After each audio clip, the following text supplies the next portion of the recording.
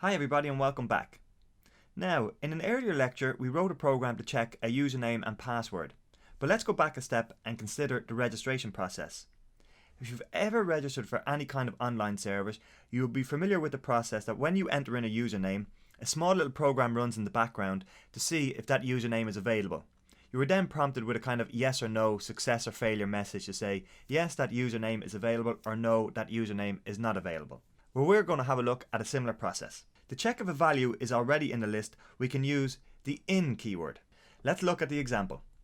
First, we create a list of usernames that have already been registered with our app. So we'll just put in a comment here, names registered.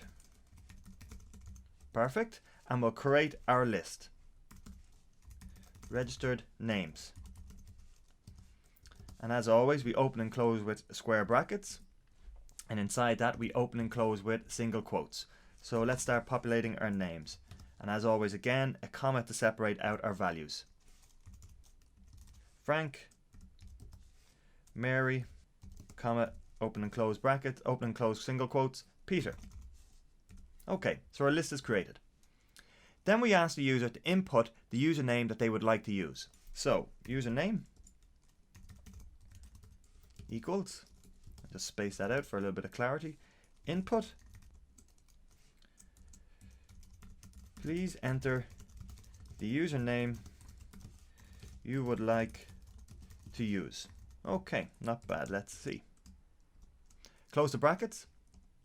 Next, we check to see if the username is already taken in our list of registered names. So we have an if block.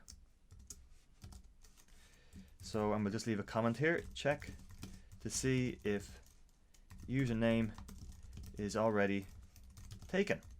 Okay, perfect. So if username, which comes from our input, if username in registered names,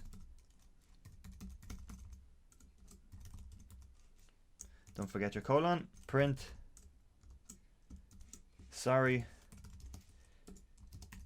username already taken. And we'll just correct our spelling mistake there. Perfect. Close this up. So if the username already exists, we print a sorry message. If the username is not taken, then we give the user a success message. So else print this username is available. Okay.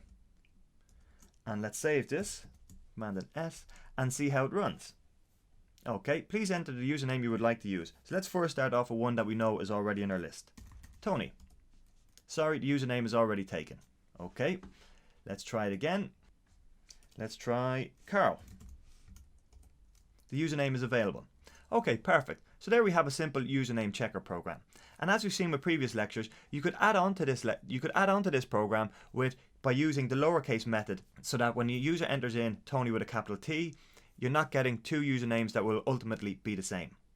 I hope this lecture was helpful, and as always, if you have any questions, please do not hesitate to reach out and ask me.